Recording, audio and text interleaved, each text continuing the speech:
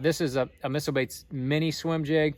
It's just a little bit smaller, more compact profile, but let's get into how to fish this thing. Now there's two basic concepts on fishing a swim jig. There's what I call the northern swim jig, and then there's the Alabama swim jig.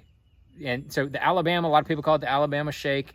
The northern swim jig is more of a reel, steady reel, almost like you're fishing a swim bait. So here's more of the northern swim jig. You're gonna cast it out there, and you're just gonna reel it like you would be reeling a swim jig.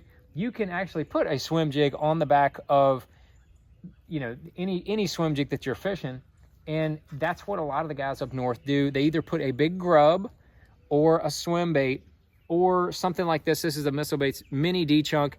It's got good action. These little tails right there kick like crazy as it's coming through the water. So as I'm steady reeling it through the water, you can see them just kicking like crazy.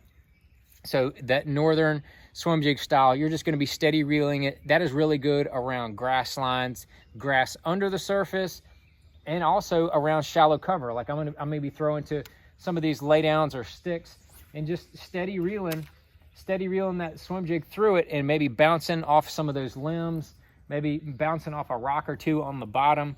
That's where that northern swim jig is going to be handy. So that's more of the northern swim jig style.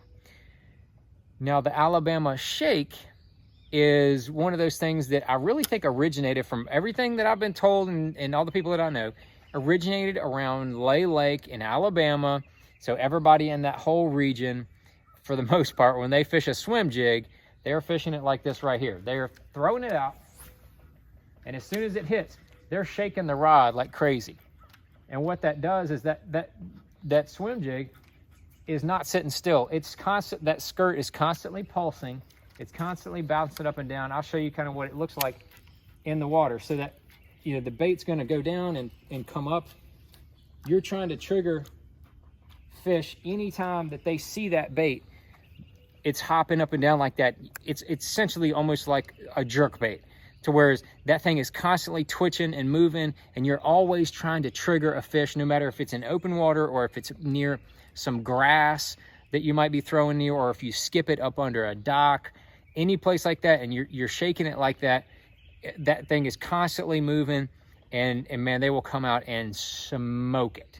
I have caught a lot of fish, both techniques. So how do I fish a swim jig? I fish both.